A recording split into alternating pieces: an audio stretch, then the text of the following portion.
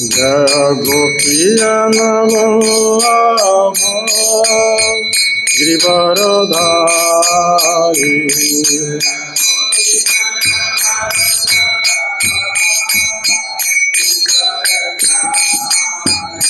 जय गोपीजनवल्लभ गिरिवरधारी।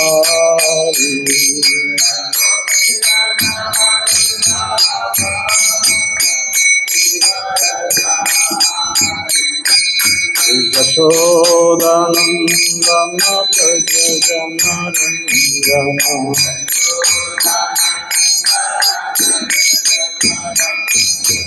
यशोदानन्दन व्रज जनरञ्जन।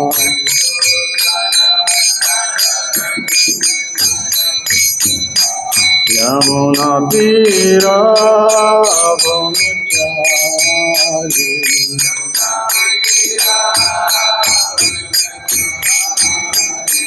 यमुनातीरावनचारी।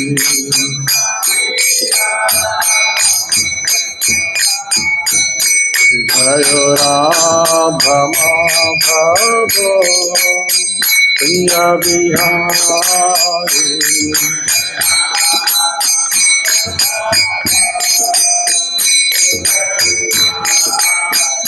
जय राधा माधव कुंज बिहारी।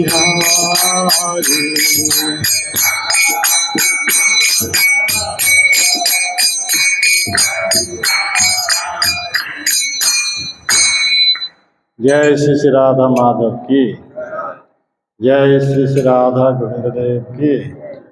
जय श्री श्री राधा मदन मोहन देव की। जय श्री श्री राधा गोपीनाथ जी की।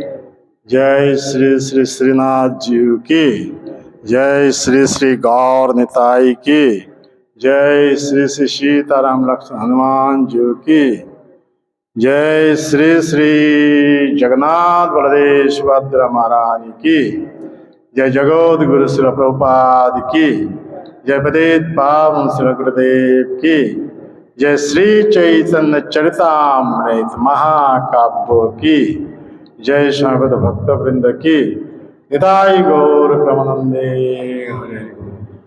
ओम अज्ञानतिमिरन्धस्य ज्ञानाञ्जनशलाकया चक्षुरुन्मिलितं येन तस्मै श्रीगुरवे नमः।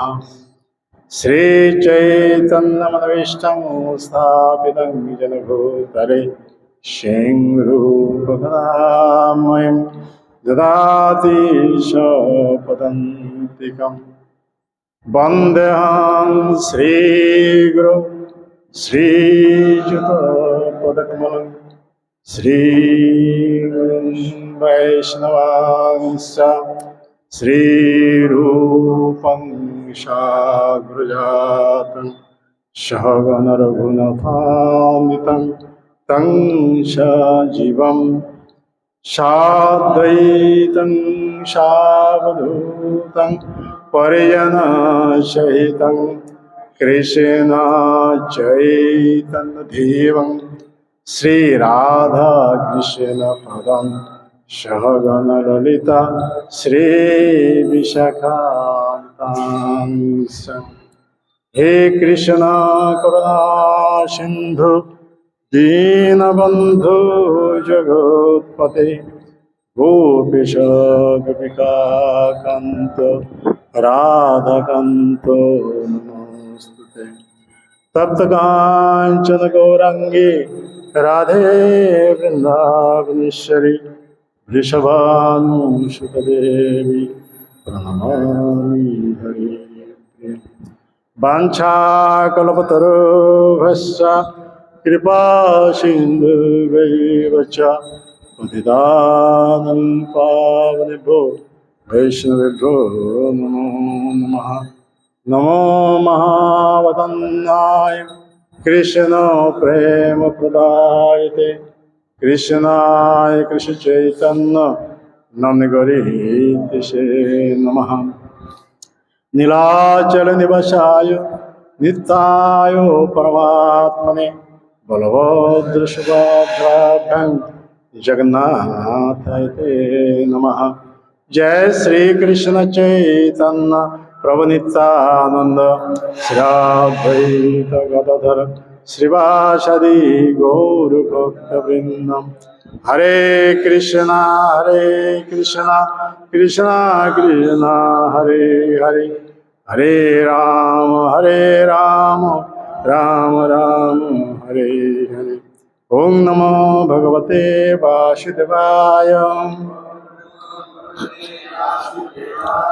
ओम नमो भगवते वासुदेवाय। ओम नमो भगवते वासुदेवाय।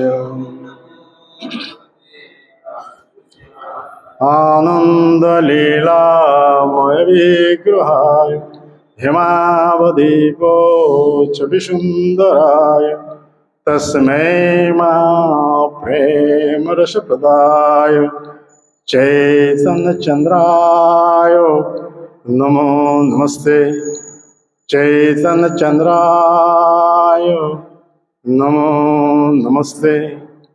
चैतन्य चंद्राय नमो नमस्ते।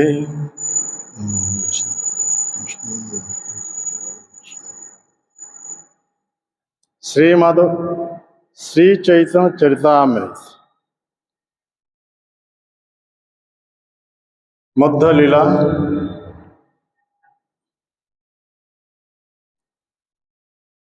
अध्याय 13 रथ यात्रा के समय महाप्रभु का भावमय नृत्य।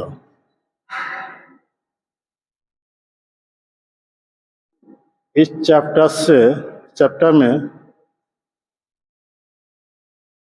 टेक्स्ट नंबर 137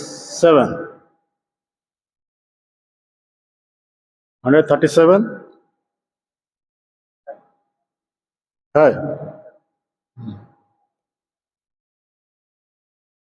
कृपया मेरे पीछे दोहराइए।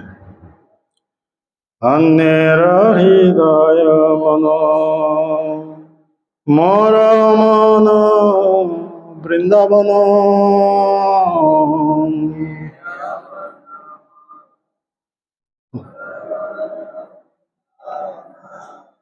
मने बने एक कोरी जाने। है कि हाँ? अच्छा अभी निकला नहीं। अच्छा कौन सा था पहले? हाँ हाँ जल्दी करना, मैं तो बोला था ना।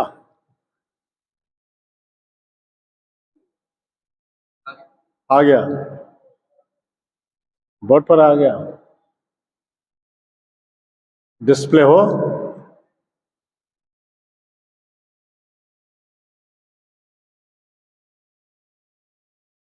हाँ ठीक है, फिर से। अन्येर हृदय मन मोर मन वृंदावन हृदय मन मोर मन मने बने एक कोरी जाने। बने एक ता তোমার পদদয় করাও যদি উদয়।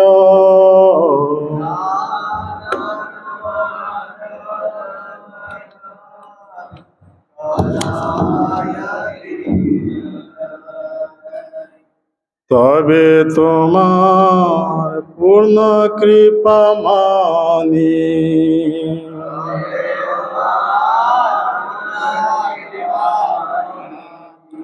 कोई रिपीट कर सकता है?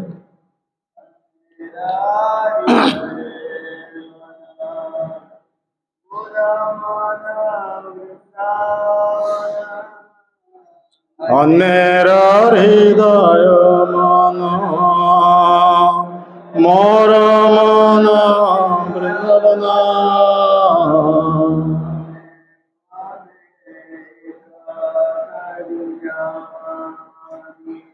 मने बने एक करी जाने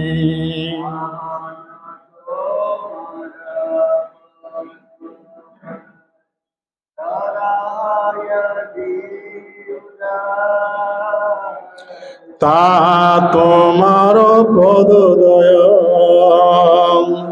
কর যদি উদয়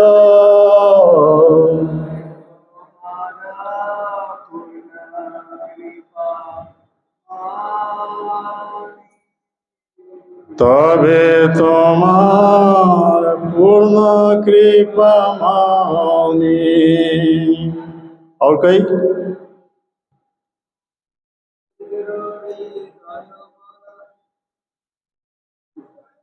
है कि नहीं छोड़ दो वाट में नहीं शब्दानुवाद अन्येरो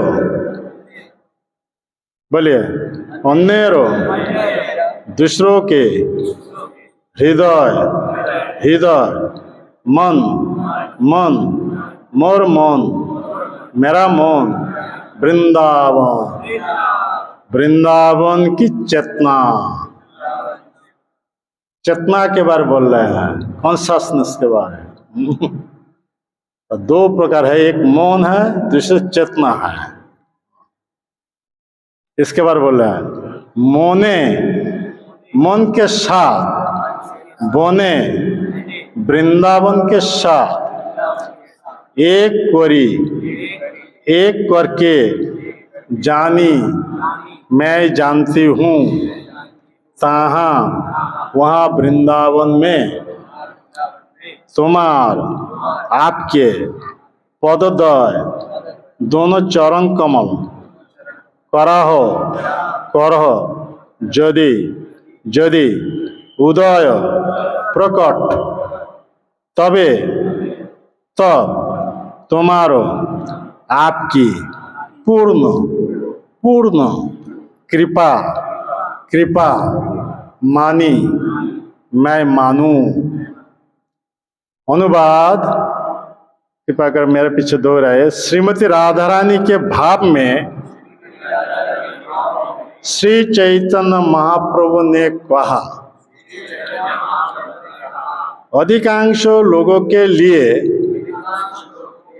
मन तथा हृदय एक होते हैं किंतु मेरा मन कभी भी वृंदावन से अलग नहीं होता अतएव मैं अपने मन और वृंदावन को एक मानती हूँ मेरा मन पहले से वृंदावन है और चूंकि आप वृंदावन को पसंद करते हैं तो क्या आप अपने चरण कमल वहाँ रखेंगे ऐसे मैं आपकी पूर्ण कृपा मानूंगी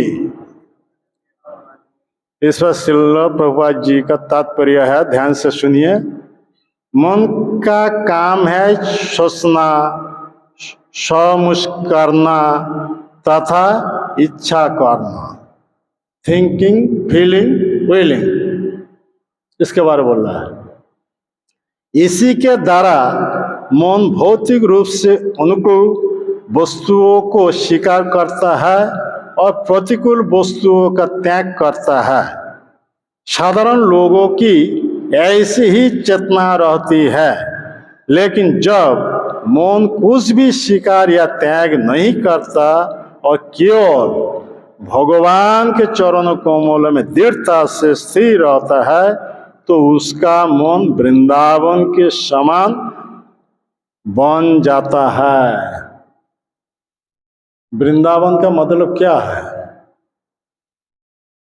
जहाँ पे कृष्ण है वही वृंदावन है कि नहीं जहाँ पे कृष्ण है वहाँ पे राधा रानी जी है गोपियाँ हैं ग्वाल बाल सभी है हाँ, सभी ब्रजवासी है, वो वृंदावन है।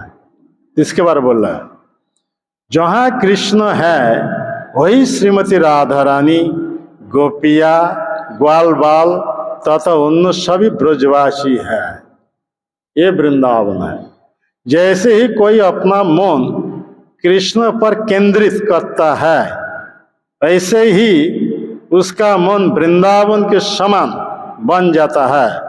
दूसरे शब्दों में, जब किसी का मन पूरी तरह भौतिक इच्छाओं से मुक्त हो जाता है और पूर्ण पुरुषोत्तम भगवान की सेवा में ही लगा रहता है, तो वो भक्त कहीं और नहीं, केवल वृंदावन में ही निवास करता है। हाँ? तो रथ यात्रा के बारे ये बोल रहे हैं। तो what is the purpose of रथ यात्रा फेस्टिवल? प्रभुपाद ने क्या कहा? प्रभुपाद ने कहा, जगन्नाथ मीन्स द प्रोप्राइटर और the master of all these movements. He is Jagannath. Baladev means Balaram. Bal means strength. Ram means enjoyment. Prabhupada ने बोला है, who gives us spiritual strength for enjoying the eternal blissful life. He is Balaram. Subhadra. Shu means auspicious and Bhadra means well-being. Subhadra, Jagannath, Baladev combined together are present before us to reclaim us from our miserable condition of life. This is the purport of Rath Yatra festival. Anyone who sees on the chariot Jagannath, Baladev and Subhadra, he does not take birth again in this material world. This is the purport of रथ यात्रा festival. इस पर ये चर्चा चल रहा है। हाँ, एक कौन बोल रहा है? ये जो गीत है, ये जो श्लोक है, कौन बोल रहा है? राधा रानी के भाव में श्री चैतन्य महाप्रभु। वो श्री चैतन्य महाप्रभु कौन है? वही कृष्ण है। अंतर कृष्ण वही गौर, वो कृष्ण ही है। अभी राधा रानी की मूड में है। मूड में ऐसा ही बोला है। ये रथ यात्रा के बारे किसी का कोई पता नहीं था चैतन्य महाप्रभु आने से पहले। इंद्रद्युम्न राजा से लेकर चैतन्य महाप्रभु तक किसी का कोई पता नहीं था रथ यात्रा के बारे। तो चैतन्य महाप्रभु स्वयं भगवान, स्वयं कृष्ण, स्वयं जगन्नाथ जब चैतन्य महाप्रभु रूप लेकर के आए थे, तब उन्होंने ये प्रकट किया रथ यात्रा क्या है। तो नीलाचल है वो श्री मंदिर। नीलाचल में श्री मंदिर है, जहाँ पे जगन्नाथ जी अपने बड़े भाई बलदेव, छठी बहन सुभद्रा से विराजमान रत्न सिंहासन पर। वो है श्री मंदिर। आज श्री का मतलब क्या है? इसलिए श्री क्षेत्र कहा जाता है। श्री का मतलब क्या है? हाँ, लक्ष्मी जी। सारे लक्ष्मियों के स्रोत जो है वो कौन है? श्रीमती राधा रानी। तो लक्ष्मी श्री का एक्चुअली अर्थ क्या है? श्रीमती राधा रानी की क्षेत्र है, श्री क्षेत्र। ये विप्रलम्ब भाव से, हम सब गौड़ीय भक्त है ना, विप्रलम्ब भाव से कृष्ण को उपासना करना चाहिए।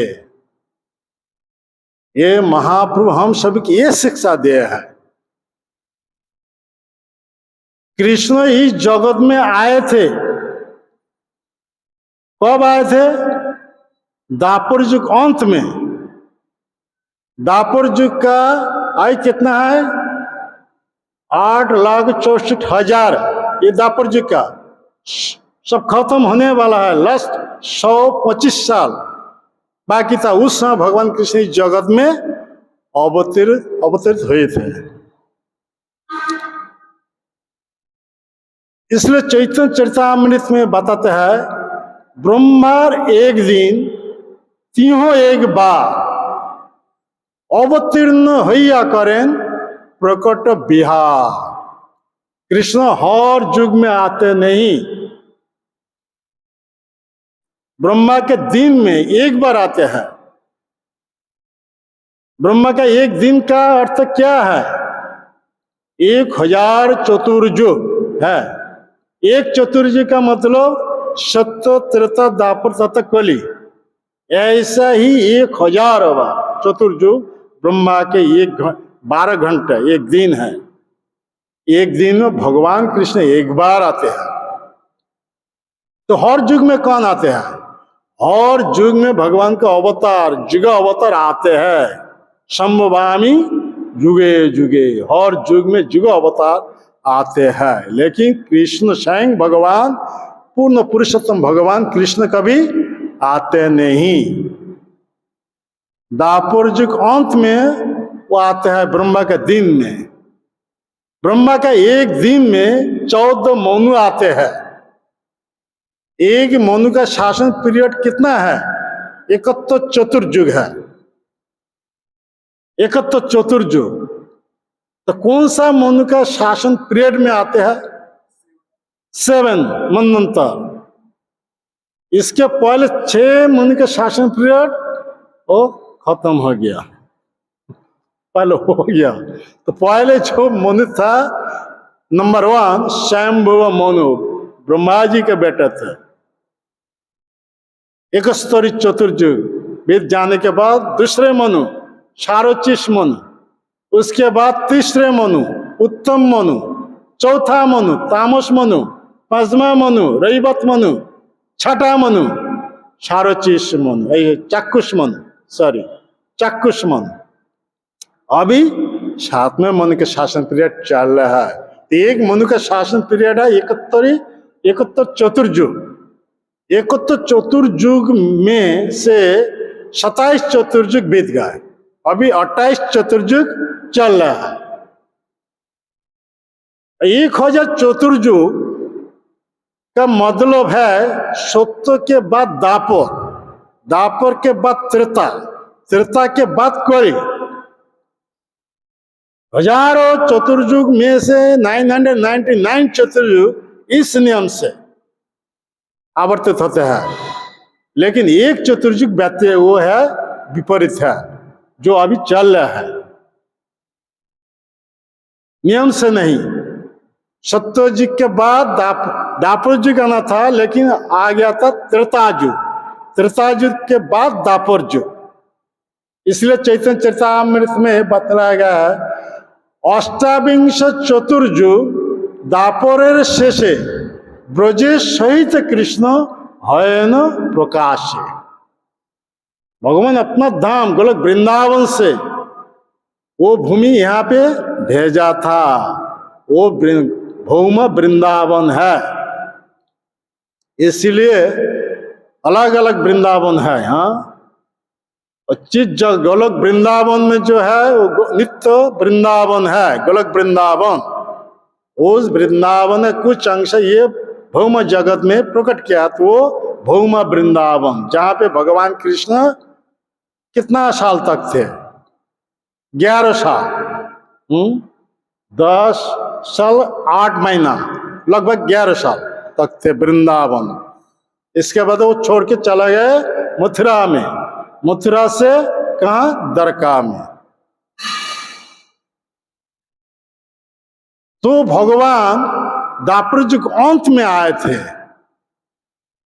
आके ऐसा ही वृंदावन में ब्रजवासियों के साथ, नंद जशोदा के साथ, ग्वाल बालकों के साथ, गोपिया के साथ ये बहुत सारे माधुर्य लीला प्रकट कर।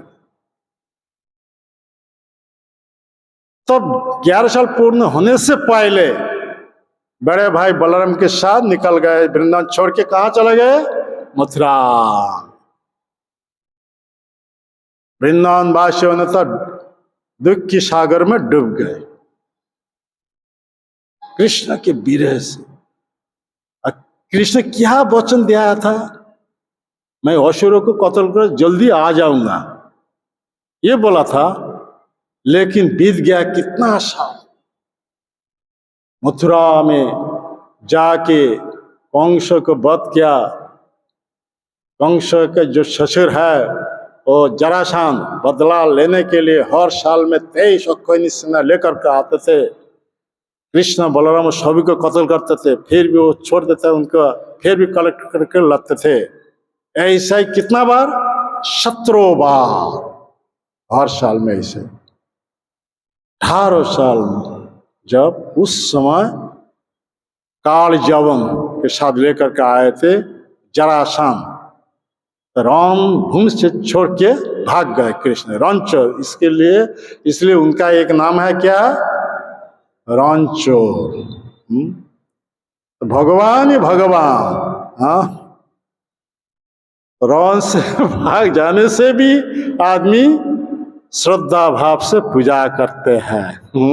भगवान ही भगवान, चाहे वो माखन चोरा कर सकते हैं, रण से छोड़ के भाग जाते हैं, तब भी वो भगवान है, हर समय के लिए वो भगवान है। इसीलिए उनका एक नाम है अच्युत। ऐसे कि पौषिक का रूप पकड़ लेंगे तब भी वो भगवान, अर्जुन के रथ के सारथी बन जाएंगे तब भी वो भगवान, हर समय को भगवान, हर समय के लिए भगवान ही है, इसीलिए अच्युत है।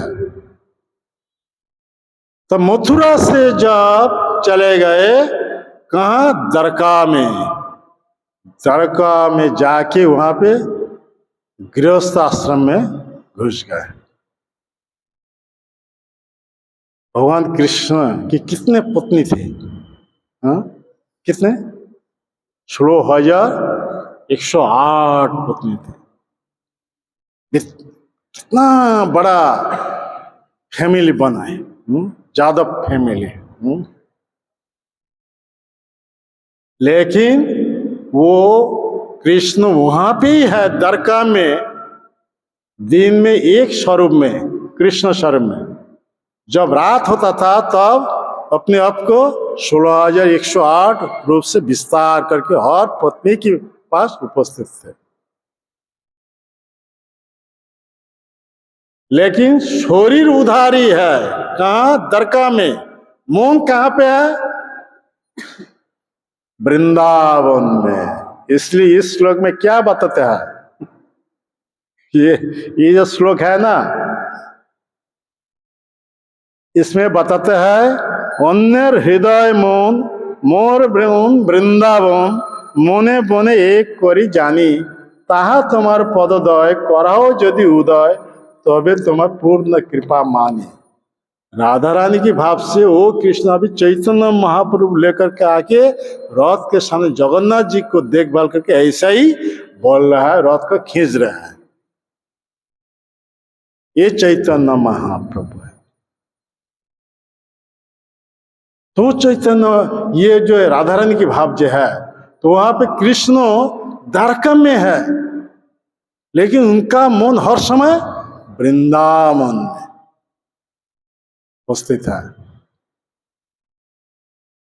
जब रात में वो जितने सारे रानी क्या करते थे, प्राणपण से कृष्ण की सेवा करते थे। कृष्ण को जब नींद आ जाता था तो नींद में ऐसा ही ये नाम लेकर के पुकारते, हे राधे, हे ललिता, हे विशाखा, हे श्रीराम, हे श्रीराम, हे दाहबली, हे श्यामली, चित्कार करके ऐसा ही, हाँ, उच्च स्वर से ऐसा ही नाम लेकर के पुकारते थे। रानियों ने सोचते थे क्या है, हम सब कितने सारे सेवा कर रहे हैं, हमारे मुंह, हमारा नाम प्रभु के मुख में कभी उच्चारण होता ही नहीं, ये रहस्य क्या है? हाँ, तो रहस्य के बारे में पता लगाने के लिए रानियों ने सब आए थे वो कृष्ण के पास सुबह। और उस समय कृष्ण अपने बड़े भाई बलराम के साथ जा रहे थे ऑफिस को। द्वारका में एक ऑफिस था, सुधर्म सभा, स्वर्गलोक से लाया था वो ऑफिस, द्वारका में है सुधर्म सभा। उस ऑफिस में जो घुस जाएंगे कोई बड़े और जो जुआ बन जाता था, ऐसा ही वो प्रभाव है। तो ऐसा ही वो सभा, ये ऑफिस जाने के समय जब हो गया तो उस समय रानियों ने सब आके बोल रहा है, प्रभु हम सब कितने सेवा कर रहे हैं, लेकिन अब जब नींद में है तब ये सब नाम लेकर के पुकारता है, वो कौन है? वृंदावन के लीला के बारे रानी का किसी का कोई पता नहीं था। तो कृष्ण तब बोल रहे हैं, मेरा अभी ऑफिस का समय हो गया, अभी जाना है, तुम सब वो रोहिणी माता के पास जाओ। रोहिणी माता और लीला में उपस्थित थी, वृंदावन, मथुरा, द्वारका और लीला में उपस्थित थे। तो जितने सारे रानी है सब आके रोहिणी माता से बोल रहा है ये बात। तब तो रोहिणी माता ने बोल रहा है, ठीक है वो वृंदावन के लीला है, कृष्ण बलराम इधर ही रहते हैं, लेकिन वो सभी का मन और समय वृंदावन में। वृंदावन इतना ही माधुर्य लीला है, इतना ही आकर्षक लीला है, इतना ही चमत्कार लीला है, तो हर समय कृष्ण बलराम का मन वृंदावन में है। तो रानियों ने सब हाथ जोड़ कर बोल रहे हैं, वृंदावन के लीला कैसा है, हम सबको सुनाना चाहिए। तो रोहिणी माता बोला ठीक है, एक बड़ा हॉल घर में बैठना है, जिस हॉल घर में केवल एक ही दरवाजा होना चाहिए।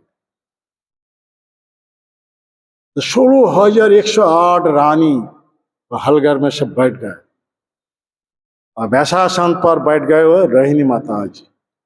रोहिणी माता वैशासन पर बैठ गए। तो बात उठाया, दार देश में कौन रहेगा?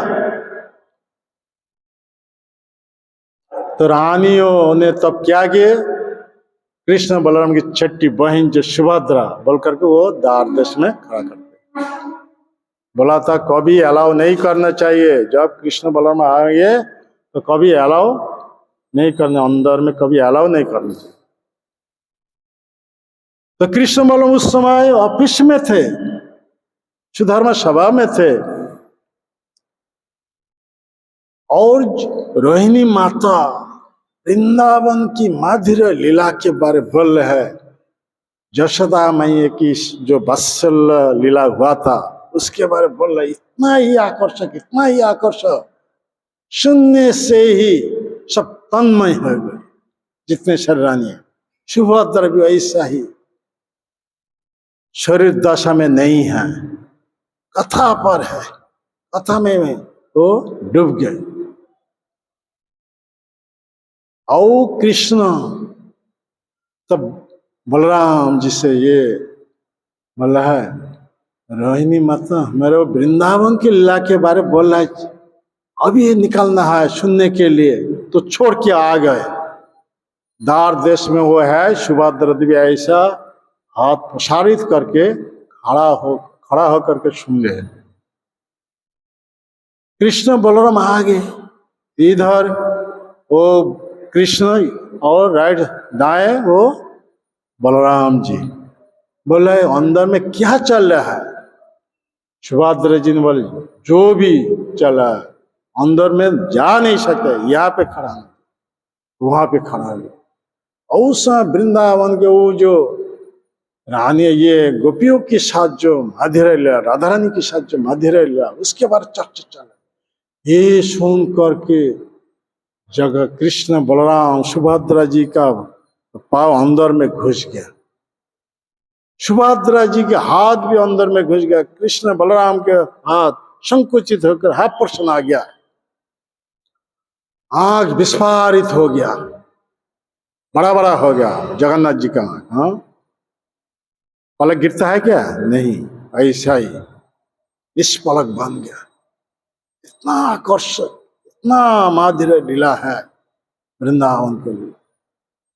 तब नारद जी आकाश से जा रहे थे, उनका दृष्टि में आ गया कृष्ण बलराम के महाभाव का प्रकाश जो है, जगन्नाथ बलदेव सुभद्रा जी का, वो देख लिया। उनके हाथ में ये था कौन सा? हाँ, बीना। हर समय क्या उच्चारण करते थे?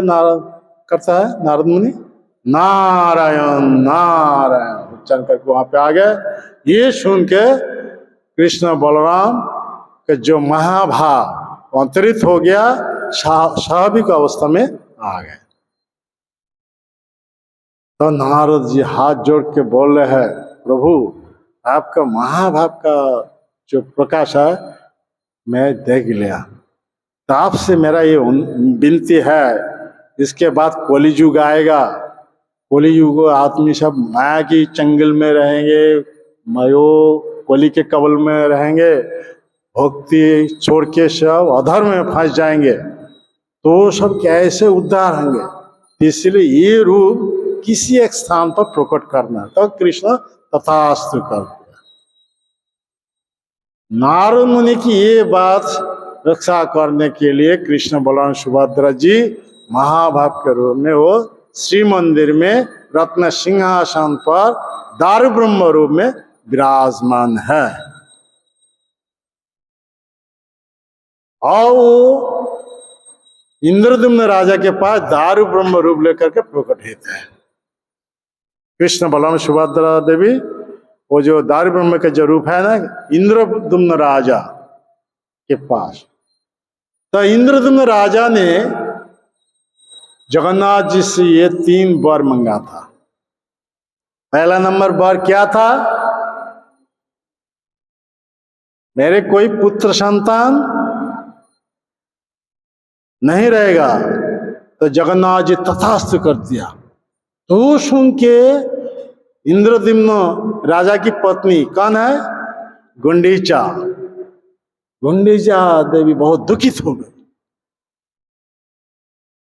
तब तो जगन्नाथ जी गुंडीचा देवी की ये आश्वासन सुनाए, ठीक है, साल में एक बार ये श्री मंदिर छोड़ के आपके पास आऊंगा।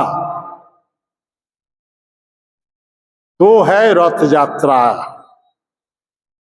रथ यात्रा का मतलब है जो सब अहिंदू है, जिनका अनुमोदन नहीं है अंदर में जाके जगन्नाथ जी को दर्शन करने के लिए, लेकिन उनका नाम है जगन्नाथ, सारे लोगों के नाथ है। तो जो आदमी का अंदर में जाने का अनुमोदन नहीं है, तो सभी को दर्शन देने के लिए जगन्नाथ जी का ये एक लीला है। अपना रत्न सिंहासन छोड़ के मंदिर के बाहर आते हैं साल में एक बार। अभी ये रथ यात्रा चल रहा है। तो नीलाचल जो है वो है सुरुक्षेत्र, द्वारका तथा सुरुक्षेत्र है। और गुंडीचा जो है वो सुंदराचल है। सुंदराचल का मतलब वृंदावन। तो साल में एक बार वो द्वारका तथा कुरुक्षेत्र छोड़ के ये सुंदराचल वृंदावन में आते हैं। ये रथ यात्रा कहा जाता है। रथ पर जो कोई आदमी जो जगन्नाथ जी को दर्शन करेंगे तो जन्म चक्र से वो उद्धार हो जाए, ऐसा भाव लेकर के। दर्शन तो बहुत सारे आदमी करते हैं, तो कौन सा स्थिति में उद्धार हो जाएंगे? हाँ, हम तो दर्शन किया है ना, लेकिन कौन सा आदमी उद्धार हो जाएंगे। जब वो भाव स्तर पर है, इसलिए रूप गोस्वामी ने क्रम दिया है, आदो श्रद्धा, तो साधु संग, भजन क्रिया, अनर्थ निवृत्ति, निष्ठा, रुचि, आसक्ति, केवल भगवान के प्रति आसक्ति। ये आप इस श्लोक में क्या बताता है? मेरा मन वृंदावन। वृंदावन का मतलब क्या है? जहां पे कृष्ण है, जहां पे कृष्ण है वही राधा रानी, वहां पे राधा रानी है, गोपिया है, ग्वाल बालो है, बालो ये है, और सारे ब्रजवासी है, वो वृंदावन है। इसका मतलब क्या है? जिनका मन होश में कृष्ण की चरण कमल चिंतन कर रहा है, वो भाव स्टेज में है। जब आसक्ति में, भगवान के प्रति आसक्ति बन जाएंगे तो भाव स्तर में आ जाएंगे। उसी दशा में कोई रथ पर जगन्नाथ जी को दर्शन करेंगे तो उद्धार हो जाए। हाँ? बहुत सारे तो आदमी दर्शन कर रहे हैं, लेकिन ऐसा ही नहीं हो, भाव स्तर में जाना चाहिए, तब उसी दशा में कोई दर्शन करेंगे तब उद्धार हो जाएंगे। हाँ, जैसे शालबेग, शालबेग का नाम सुना? मुस्लिम है ना, वो उसी दशा में था, भाव दशा में, उसी दशा में दर्शन करने से वो उद्धार हो गए। मुसलमान होते हुए भी ऐसा स्थिति पर रहना चाहिए, तब उसी दशा में जब दर्शन करेंगे तब दर्शन से उद्धार हो जाए। ये रथ यात्रा है, तो चैतन्य महाप्रभु ने प्रकट किया है ये रथ यात्रा के। तो ये रथ यात्रा के बारे में जब चैतन्य महाप्रभु के पहले किसी का कोई पता नहीं था रथ यात्रा क्या है, चैतन्य महाप्रभु से गौड़ीय फिलोसफी प्रकट हुआ है। सारे सिद्धांत गौड़ीय आचार्यों से आ रहे हैं, जितने सारे सिद्धांत की बात है। तो ये है क्या? कृष्ण द्वारका में चले गए, वृंदावन छोड़ के मथुरा, मथुरा से द्वारका, 100 साल बीत गए। एक समय किया है, सूर्य ग्रहण हुआ था। हाँ, सूर्य ग्रहण हुआ था। ओ सूर्य ग्रहण के समय द्वारका वासियों के साथ कृष्ण अपने बड़े भाई बलराम जी, छठी बहन सुभद्रा के साथ वो कुरुक्षेत्र में आए थे, और वृंदावन से नंदो महाराज के नेतृत्व से सारे ब्रजवासियों ने गए थे, और उसमें विशेषता है वो गोपियां सब गए थे कुरुक्षेत्र में। 100 साल के बाद प्राणनाथ कृष्ण के साक्षात दर्शन किया। तो दर्शन जब करें क्या, तब गोपियों ने क्या किया? कृष्ण को वहां से चुरा करके ला गए। कहा? वृंदावन। द्वारकावासियों से छीन लेकर के गए थे रथ पर बैठा करके, क्योंकि गोपियों ने एकमात्र काम है कृष्ण को सुख देना। हम सब भगवान की उपासना करता है क्योंकि हम सुख में रहना, इसलिए तो हमारा जो है वो काम है। गोपियों को जो है सबसे ऊंची बात है, हाँ, भगवान को सुख देना। आत्मेंद्रिय प्रतिवांछा तारे बोले काम, कृष्णेंद्रिय प्रतिवांछा धरे प्रेम नाम। ये गोपियां है, अपने आप के सुख के लिए नहीं, कृष्ण को सुख देने के लिए। कृष्ण कहां पे थे? द्वारका में थे, सुख में नहीं थे। इतना सारे रानियों ने सेवा करते थे, लेकिन उनका मन में कोई सुख नहीं था। सुख कहां पे मिलता है? जो सबसे अंतरंग है वो गोपियां है, तो वृंदावन में गोपियों का एक मात्र काम है कृष्ण को सुख देना। कृष्ण बलराम मथुरा द्वारका में थे, सुख में नहीं थे। शरीर वहां पे था, कहाँ? द्वारका में। मोन कहाँ पे भटकता था? वो वृंदावन में। इसके बारे में बोल रहा है इस में। वो सुख में नहीं थे। तो जब कृष्ण बलराम सुभद्रा, कृष्ण अपने बड़े भाई बलराम जी, छठी बहन सुभद्रा के साथ वो कुरुक्षेत्र में आए थे, तब ये गोपियों ने, और गोपियों में प्रमुख है राधा रानी, ये कृष्ण को रथ पर बैठा है। उनके साथ उनके बड़े भाई बलराम जी और सुभद्रा जी बैठ करके प्रेम रस्सी से खींच रहे हैं। और ऐसा ही द्वारका वासियों से छीन लेकर के गए थे कुरुक्षेत्र से, कहा? वृंदावन। इसीलिए गोपियों का एक नाम क्या है? हरा। हर लेकर के गए थे। वो द्वारकावासी से हर लेकर के गए थे, इसलिए गोपियों का एक नाम क्या है? हरा। और गोपियों में प्रमुख कौन है? श्रीमती राधा रानी। इसलिए राधा रानी जी का एक नाम क्या है? हरा। हमारा जो महामंत्र है हरे कृष्ण, तो हरे, ये हरा से हरे हो गया। हरा एक्चुअली वो शब्द है हरा। हरा का मतलब श्रीमती राधा रानी, संबोधन में वो हरे है। तो हरे कृष्ण का मतलब क्या है? हरे का मतलब राधा रानी। गोपियों का एक नाम है हरा, तो वो गोपियां दूसरे कोई नहीं है, राधा रानी की एक्सपांशन है कि नहीं?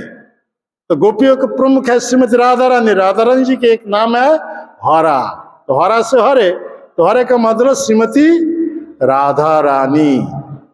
कृष्ण, कृष्ण का अर्थ क्या है? आकर्षक, सर्वाकर्षक।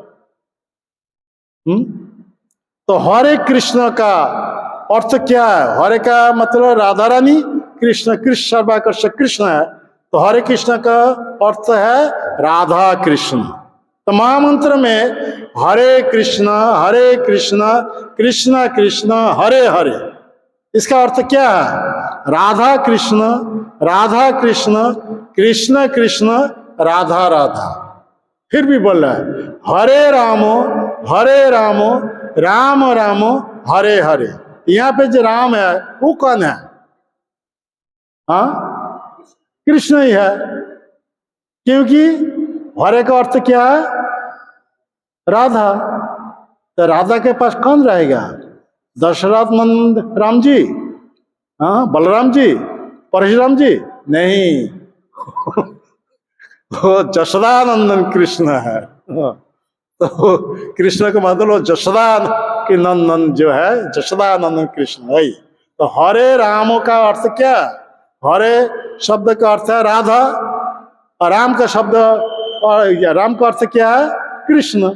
तो हरे राम राम राम हरे हरे, इसका अर्थ क्या है? राधा कृष्ण कृष्ण कृष्ण राधा राधा। तो इंटर हरे कृष्ण महामंत्र क्या है? राधा कृष्ण कृष्ण कृष्ण राधा राधा। फिर राधा कृष्ण कृष्ण कृष्ण राधा राधा। तो हरे कृष्ण महामंत्र का मूलभूत से उपास्य है, और श्री डिटी जो कौन है? राधा कृष्ण। हम सब गौड़िया भक्त है ना, इस मंत्र से राधा कृष्ण को उपासना करना चाहिए। वो दो रूप है, दोनों का रूप मिलकर के एक बन गए। वो कौन है? चैतन्य महाप्रभु। श्री कृष्ण चैतन्य नहे राधा कृष्ण अन्न, ये रूप गोस्वामी बताते हैं। तो श्री कृष्ण चैतन्य महाप्रभु कौन है? वही राधा कृष्ण, वही हरे कृष्ण महामंत्र है। इसलिए चैतन्य महाप्रभु ने भविष्यवाणी की थी, पृथ्वी पर्यंत आछे जत नगरादि ग्राम सर्वत्र प्रचार होइबे मोर नाम। तो उनका नाम तो श्री कृष्ण चैतन्य। इसका से हर दुनिया में क्या प्रचार चल रहा है? हरे कृष्ण महामंत्र। तो हरे कृष्ण महामंत्र का मतलब वो चैतन्य महाप्रभु है।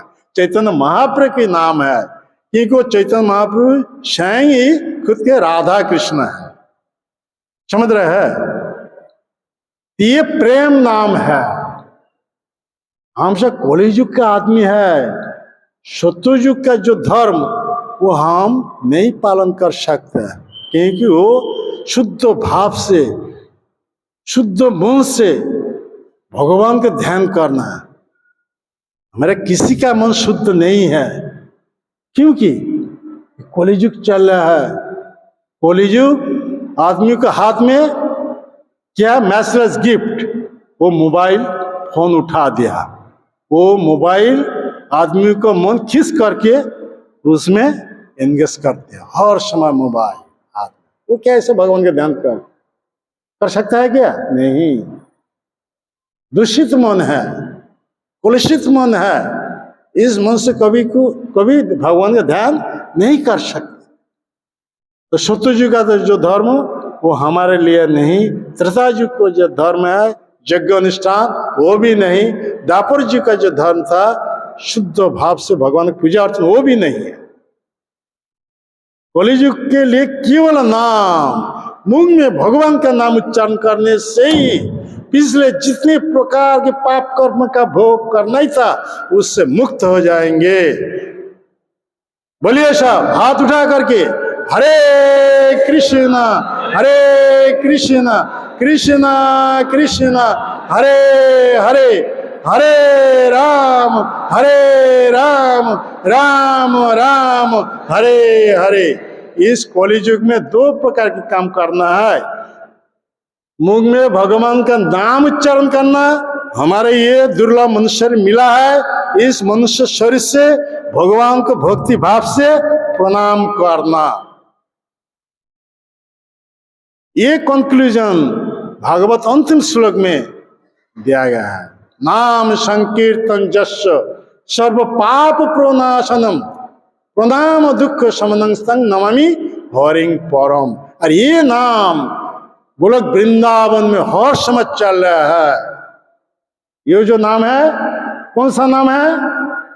प्रेम नाम। गोलकेर प्रेमधन हरि नाम संकीर्तन। ये जो नाम है, ये नाम को कहा जाता है महामंत्र। कौन सा कहा जाता है? महामंत्र।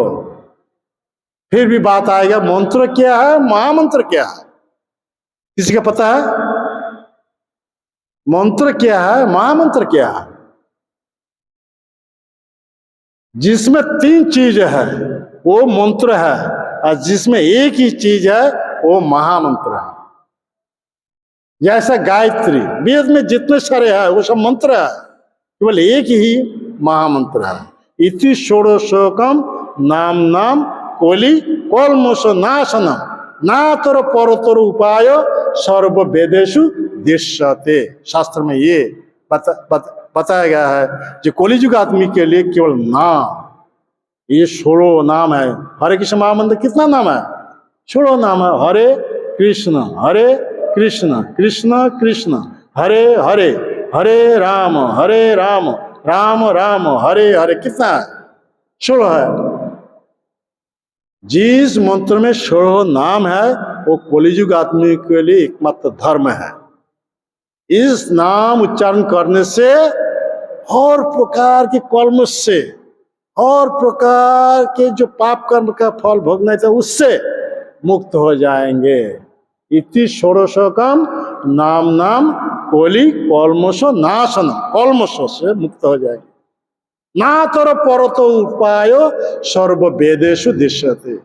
सारे वेद में कलियुग आदमी के लिए केवल नाम ही, और वो महामंत्र हरे कृष्ण महामंत्र, जिसमें एक ही चीज है। और मंत्रों में 3 चीज है। क्या क्या है? जैसा गायत्री, मान लो जो गायत्री पहला नाम जो गायत्री है ब्रह्म गायत्री है, हाँ, तो उसमें क्या 3 चीज है? बीज है, नाम है और न्यास है। 3 चीज है। जैसा ब्रह्म गायत्री में ओम भूर्भुवः, ये जो कहता है ना, पूरा तो उच्चारण नहीं कर सकते तो सीक्रेट मंत्र है, तो समझने के लिए मैं बोल रहा हूँ, समझाने के लिए बोल रहा हूँ। तो ओम ये बीज है, भूर्भुव ये नाम है, धीमहि कैसा ध्यान करना है। धीमहि का अर्थ क्या है? कैसा ध्यान करना है, ये न्यास है। तो जिसमें तीन चीज है वो मंत्र है। बीज जैसा ओम, ओम एक शब्द है, प्रणव है, ये वेद का प्रमुख शब्द है ओम, जिसमें तीन सिलेबल्स है, लेटर्स है। क्या क्या? अ उ म। अ का अर्थ क्या है? अकारणच्चित कृष्ण सर्वै लोकैक नायक, वो कृष्ण को समझना चाहिए। अ का अर्थ क्या है? कृष्ण है, जिन्होंने आध्यात्मिक जगत तथा भौतिक जगत के एकमात्र ईश्वर है, वो कृष्ण है। तो अ का अर्थ क्या है? कृष्ण है। उ का उ कारणच्चित राधा, वो भगवान श्री कृष्ण की प्लेजर पोटेंसी, हलादिनी शक्ति, जिस मूर्तिमंत विग्रह वो श्रीमती राधा रानी है। कारणच्चित कृष्ण, उ कारणच्चित राधा, मोह कार जीव वाचा, लास्ट जो मोह है, जितने सारे जीव है। तीन ये बीज में है, सूक्ष्म रूप में, अति सटल रूप में है कि नहीं? जैसा पीपल वृक्ष आप देखा, बरगद वृक्ष देखा, बरगद, पीपल, बहुत सारे फल होते हैं ना। वो फल में कितने, अंदर में कितने सारे सीड्स हैं, छोटा छोटा। तो छोटा वो जो सीड है उसमें ऐसे बड़ा वृक्ष उसमें है, ये बीज के रूप में वो वृक्ष उसमें है। इसलिए ये जो बीज है, नाम मंत्र में जो बीज है ओम, इसमें हर चीज है। स्वयं भगवान की हलादिनी शक्ति श्रीमती राधा रानी और सारे जीव, वो बीज सूक्ष्म रूप में है ओम। ओम इसीलिए वेद का प्रमुख मंत्र है। प्रणव से महावाक्य ईश्वर मूर्ति, प्रणव हईत सर्व वेद जगत उत्पत्ति। ये प्रणव से, प्रणव का मतलब ओम, ओम से सारे वेद और जितने सारे जगत उद्भूत है। इसीलिए ये है, सटल रूप है। ये बीज है। तो ओम महामंत्र में ये बीज है ओम। भूर्भुवा ये नाम है, धीमहि वो ध्यान करना है। वो मंत्र का जो उपासना है कैसे ध्यान करेंगे? तो इसीलिए तीन चीज है मंत्र में। क्या कितना चीज है? तीन चीज है। बीज है, नाम है तथा न्यास है। न्यास का मतलब वो ध्यान, कैसा ध्यान करना है। किंतु महामंत्र में बीज नहीं है और न्यास नहीं है। क्या है? केवल नाम ही है, छोड़ो नाम। हरे कृष्णा कृष्णा कृष्णा हरे हरे, हरे राम राम राम हरे हरे। इसलिए हरे कृष्ण महामंत्र और समय के लिए खाते सूते जाते हर समय मुंह में उच्चारण कर सकते हैं, लेकिन मंत्र हर समय के लिए नहीं है। गायत्री मंत्र हम हर समय जपा नहीं कर सकते। जपा कर सकता है नहीं, वो अलग अलग टाइम है, सुबह, दोपहर हो, शाम को। बाहर इससे पवित्र होना चाहिए, पवित्र हो करके नाम लेना चाहिए। महामंत्र वो सूची असूची, इसके ऊपर कोई ध्यान देना की जरूरत नहीं है। जिस अवस्था में, जिस दशा में, उसी अवस्था उसी दशा में मुंह में नाम उच्चारण कर सकते हैं। और उच्चारण करने से क्या होगा? चैतन्य महाप्रभु ने बताते हैं, या हईते सर्व सिद्धि हईबे सवार, सर्वक्षण बलईते विधि नहीं आर, 10-5 मिले निजे दारते बसिया, कीर्तन करो सबे हाथ ताली दिया।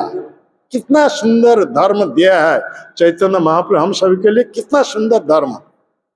खाओ पियो वो मुंह में नाम कर उद्धार होकर भगवान के पास चला जाओगे। हाँ, कितना सुंदर धर्म है। हाँ, जे ये नाम उच्चारण करने से हर प्रकार के सिद्धि परफेक्शन मिल जाएगा। सर्वोच्च परफेक्शन कौन है? गो बैक, हम बैक टू गॉड है, भगवान के धाम जाना है। वो सर्वोच्च सिद्धिया वो आसानी से मिल जाएगा। प्रेम नाम शुद्ध भाव से जब उच्चारण करेंगे। हाँ, इसी में मैं कल बोला था, जे नाम उच्चारण के बारे 3 स्टेज है। अपराध युक्त नाम है, नामाभास है, शुद्ध नाम है। हम सब जो नाम कर रहे हैं वो अपराध युक्त, जिसमें 3 चीजें है। अपराध है, अविद्या है, अनर्थ है। इसलिए ये 3 हमारे पास है। अभी जो नाम ले रहे हैं वो अपराध युक्त नाम माना जाता है। जब अपराध से मुक्त हो जाएंगे तो वो नामाभास स्थिति। लेकिन नामाभास स्थिति होते हुए भी अविद्या तथा अनर्थ से मुक्त नहीं है, तो नामाभास स्थिति है। जब शुद्ध नाम होगा तो तीनों से मुक्त हो जाएंगे, अपराध से, अनर्थ से, अविद्या से, तब शुद्ध नाम। और शुद्ध नाम जब होगा तब शुद्ध नाम हम सभी को भव सागर से उद्धार करके भगवान के पास भेज देंगे। भक्तिर वैनंग नयति, भक्तिर वही वेद मंत्र है, वेद का मंत्र है। भक्तिर वैनंग नयति, नयति का मतलब भगवान के पास ले जाएगा। कोई ऐसा शुद्ध नाम उच्चारण करेंगे, वो नाम आदमी को भव सागर से उद्धार करके भगवान के पास भेज देंगे। भक्तिर वैनंग नयति, भक्तिर वैनंग दर्शयति। जिनके पास शुद्ध भक्ति है, वो भक्त जब भगवान के श्री विग्रह दर्शन करते हैं, वो सोचता है ये विग्रह नहीं, प्रतिमा नहीं है, साक्षात ब्रजेंद्र नंदन कृष्ण है। प्रतिमा न हो तुम्हें, साक्षात ब्रजेंद्र नंदन विप्र लागी करो तुम्हें अकार्य कारण। ये चैतन्य चरितामृत में ये स्टोरी है। हाँ, बहुत सुंदर। ये साउथ इंडिया में 2 ब्राह्मण, ये बड़ा विप्र, छोटा विप्र, और तीर्थ भ्रमण के लिए निकल गए। तो बड़ा विप्र बहुत बड़ा पंडित थे, विद्वान थे, धनी थे, रिच मैन थे। लेकिन छोटा विप्र शिक्षा नहीं था, अशिक्षित था, धन नहीं था, गरीब था, और ऐसा ही कोई ये नहीं था। उनका उच्च ब्राह्मण कुल में जन्म नहीं हुआ नहीं। ब्राह्मण में कैटेगरी है, कुलीन ब्राह्मण है और सामान्य साधारण ब्राह्मण। तो साधारण एक ब्राह्मण का पिला, वो जानते थे, उनके पास शुद्ध भक्ति था। उन्हें जानते थे भगवान के भक्तों को सेवा करूंगा तो भगवान का कृपा आसान से मिल जाएगा। इसीलिए नरोत्तम दास ठाकुर ने क्या बताया, छाड़िया वैष्णव सेवा निस्तार पाइया छे केवा। हाँ, वैष्णव सेवा छोड़ के आप जितना सारे भगवान की सेवा करेंगे, उससे भगवान कभी प्रसन्न होंगे नहीं। भगवान को प्रसन्न करने के लिए भगवान के शुद्ध भक्तों को सेवा करना चाहिए, तब भगवान आपसे आप वो प्रसन्न हो जाएंगे। हाँ? ये ट्रिक है। तो छोटा विप्र, उनका वो पता था, वो सेवा करने के लिए निकल गए उनके साथ। तो जहां पे बड़ा विप्र बीमार होता था, वो छोटा विप्र सेवा से ठीक हो जाता था। ऐसा ही बहुत सारे तीर्थ घूमने के बाद वृंदावन में आए थे। द्वादश वन घूमने के बाद गोपाल जी मंदिर में आए थे। गोपाल जी मंदिर वो वहां पे था जहां पे गोविंद जी का मंदिर था, वहां बाजू में गोपाल जी का मंदिर था। तो मंदिर में आए, वो पे 3-4 दिन रुके थे। तब बड़ा विप्र ने सोचा, मन में सोचा, ये छोटा विप्र मेरे कितना सारा सेवा किया। हाँ, तो ऋण परिशोध करने के लिए मुझे क्या करना चाहिए? मेरी एक लड़की है, उनको हाथ में समर्पित कर देंगे। ऐसे तो बोल रहा है जे बसो तुम कितने सारे सेवा किया, तुम्हारे पास में ऋण हो गए, ऋण सुधारने के लिए मेरी जो लड़की है वो पत्नी के रूप से ग्रहण करना है। उन्होंने बोला आप एरिस्टोक्रेसी फैमिली का आदमी है, इतना बड़े विद्वान व्यक्ति है, कितने बड़े पंडित है, धनी है, कितना सम्मानी व्यक्ति है, अब मैं तो अशिक्षित है, अर्थहीन है, ये हो नहीं सकता। आप यहाँ पे बोल रहे हैं, जाओ घर पे लौट जाएंगे तब तो आपका ये वचन टूट जाएगा। तो उन्होंने बोला ये मेरी संपत्ति है, लड़की मेरी संपत्ति है, मैं खुश होकर के जिनको अर्पण कर उस पर किसी का कोई बोलने का अधिकार नहीं है। तब उन छठा विप्र का मन में संदेह आ गया।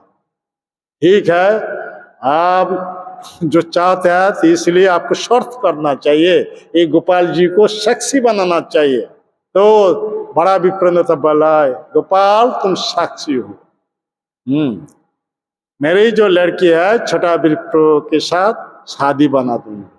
छोटा विप्र तब बोला हे गोपाल तुम भी मेरी साक्षी हो, बाद में यदि हमारा विवाह कोई गड़बड़ हो जाएगा, तुमको साक्षी बुलाने के लिए जब आऊंगा तुमको जाना चाहिए, वहां पे उपस्थित होकर के साक्षी देना चाहिए। ऐसा ही शर्त किया। तो दोनों विप्र, उस समय तो कोई फ्लाइट ये ट्राम बस ये सब कुछ भी नहीं था, ट्रेन ये सब कुछ भी नहीं था, पैदल से चल रहा है 100 दिनों का रास्ता। तो वृंदावन से पैदल से 100 दिन ऐसा चल करके अपना गांव दक्षिण भारत गोदावरी नदी के तट पर विद्यानगर वहां पे आ गए। तो बड़ा विप्र घर पे चला गया, छाना विप्र घर पे चले गए। और बड़ा विप्र एक दिन उनके जितने सारे रिलेटिव्स है इकट्ठा करके बोला ऐसे बस छठा विप्र मेरे कितने सारे सेवा किया, इसलिए वृंदावन में जो गोपाल है उनको साक्षी बना करके मेरी जो लड़के है उनके साथ शादी बना देंगे। ये सुन करके जितने सारे रिलेटिव्स है बोला वो ये हीन जाति का ब्राह्मण है, उनके उसके हाथ में आपके जो लड़की समर्पित करेंगे, आपके साथ हमारा जो संबंध है वो टूट जाएगा। तो बड़ा विप्र की पत्नी जो है वो बोला है ऐसा काम करके तो मैं पॉइजन विष जहर पी करके शरीर त्याग दूंगी। ऐसा सब बोल रहा है, क्या करे। वो बड़ा विप्र भगवान के महान भक्त थे, लेकिन अभी क्या करे। ये सब रक्षा करने के लिए गोपाल शरण आ गए। तो बड़ा विप्र का बेटा ने बोला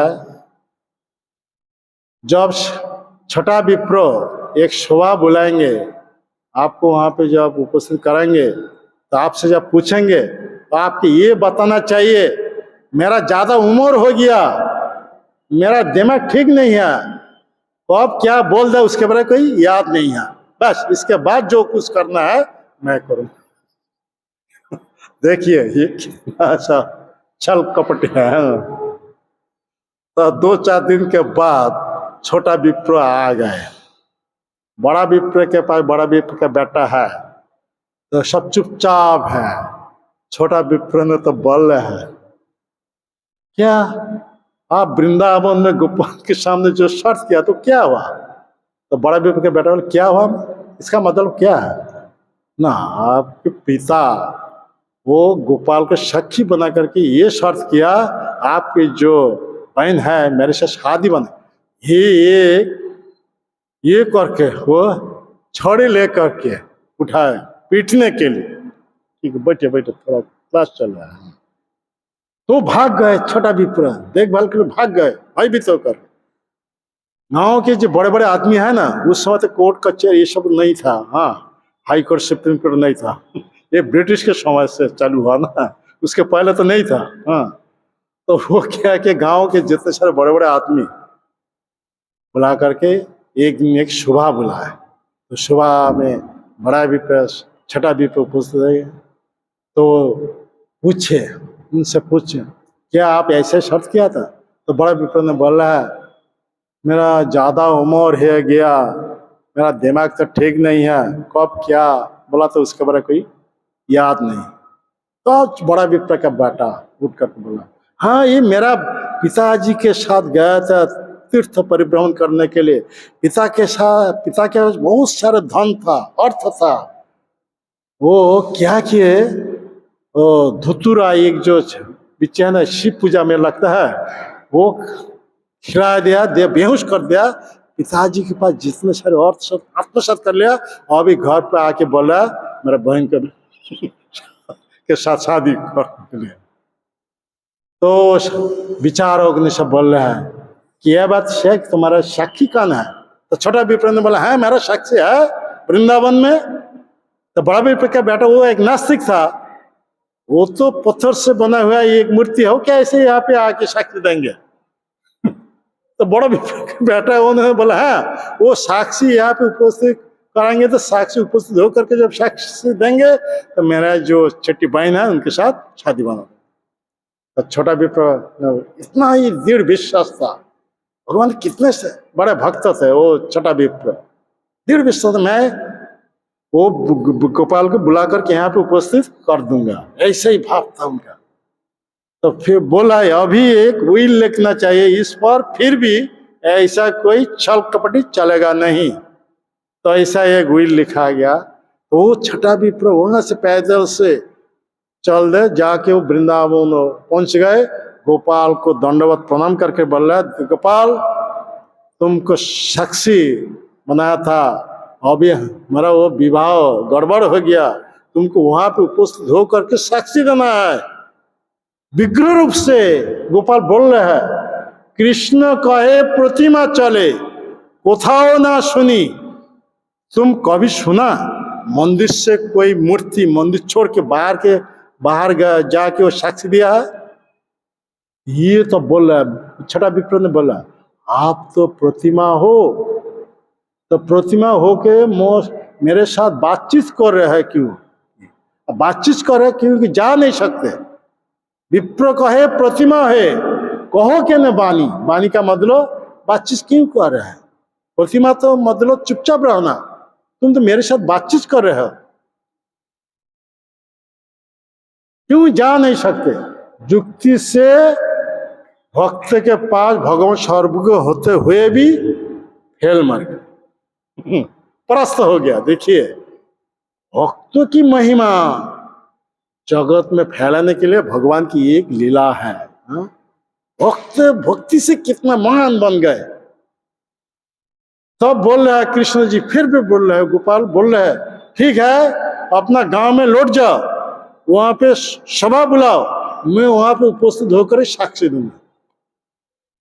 तब छठा विप्र ने बोल रहा है, वहां पे चतुर्भुज और रूप लेकर के जब उपस्थित, तुम्हारी बात कोई मानेंगे नहीं, इसी स्वरूप से जाना है, वहां पे उपस्थित होकर के साक्षी देना है। तब उन्होंने बोल रहा है छठा विप्र, प्रतिमा न हो तुम्हें साक्षात ब्रजेंद्र नंदन, विप्र लागी करो तुम्हें अकार्य कारण, जा आज तक हुआ नहीं वो करके दिखाना चाहिए, तुमको जाना है। और जुक्ति फेल मर गए, भगवान कृष्ण सर्वज्ञ होते हुए भी और जुक्ति में परस्त हो।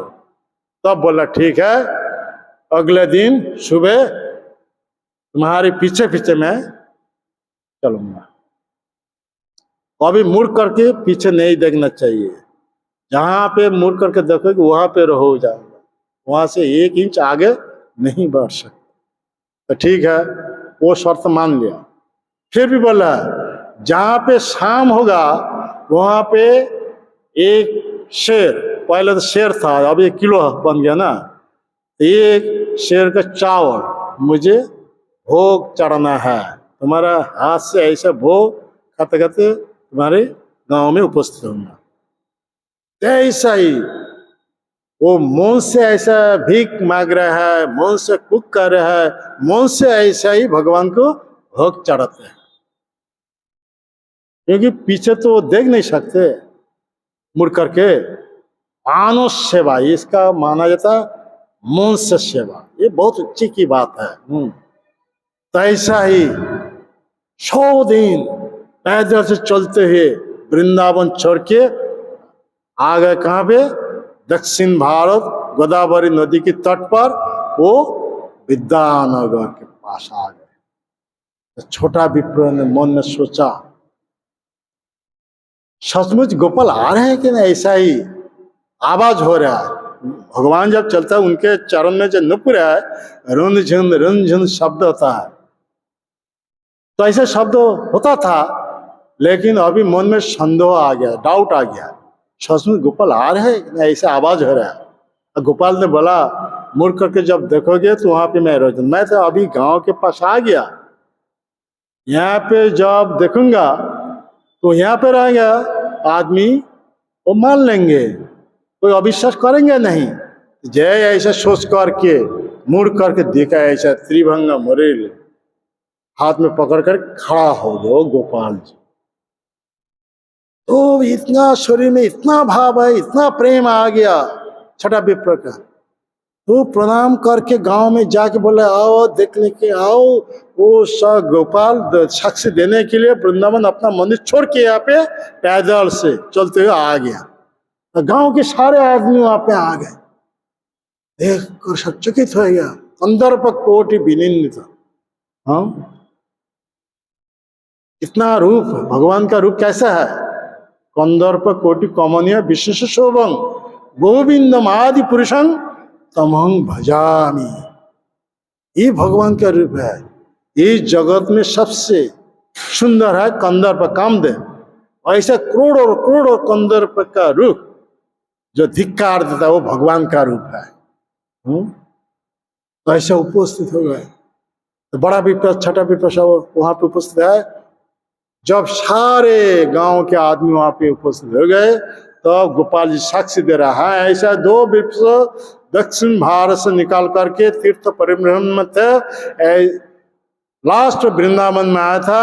12 वन घूमने के बाद मेरे मंदिर में आए थे, आके बड़ा विप्र मुझे ऐसा साक्षी बना करके ये शर्त किया, उन्होंने अपनी जो लड़की है छोटा विप्र की साथ शादी बना देंगे, मैं यहाँ उपस्थित होकर साक्षी दिया।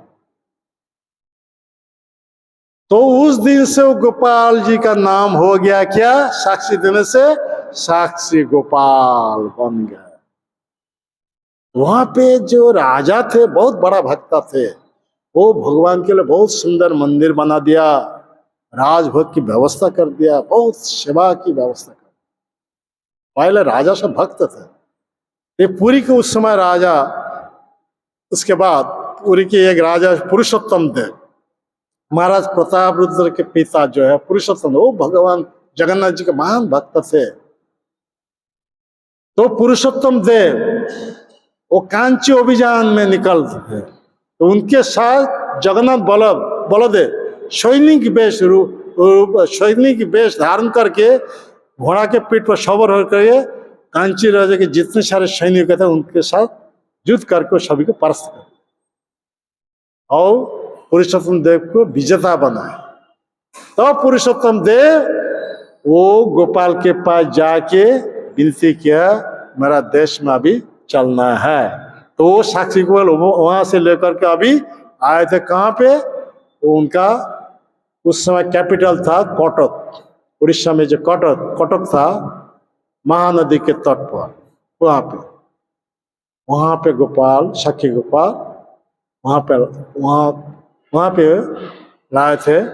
तो उनकी जो पत्नी थी पद्मावती देवी, बहुत बड़ी भक्त थी। तो बहुत सारे अलंकार लेकर के आए थे गोपाल को देने के लिए, तो वो सब दिया है। और गोपाल को उनके एक नोज रिंग था, नोज रिंग तो बहुत ये है कॉस्टली। तो रानी ने मौन ही मौन सोचे, हाँ गोपाल का नाक में छेद होता तो मैं ये नोज रिंग वहां पे लगा दूं। तो उस समय वो छेद नहीं था। रानी के मन में बहुत दुख हो गया, तो वापस आ गए, सो गए। गोपाल सपने में आके बोला,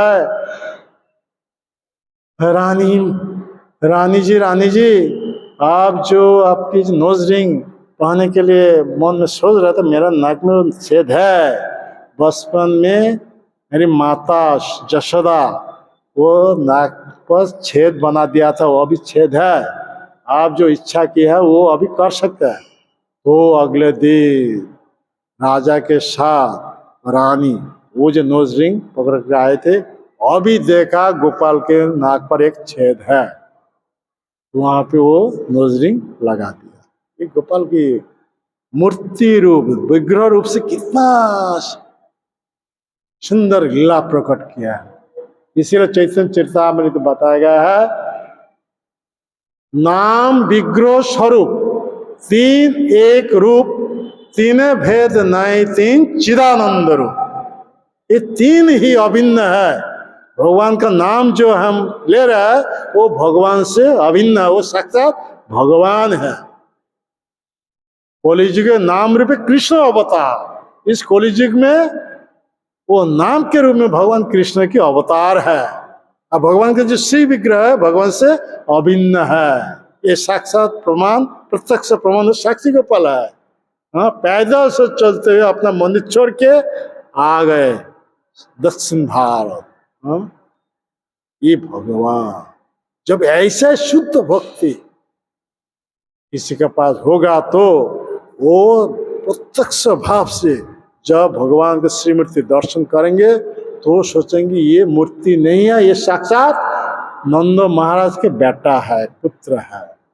उनके साथ बातचीत करेंगे। भक्ति रे वैनंग दर्शयति, इसलिए वेद में बताया भक्ति वश पुरुष, भगवान को वशीभूत करने के लिए केवल एक ही उपाय है, वो केवल भक्ति।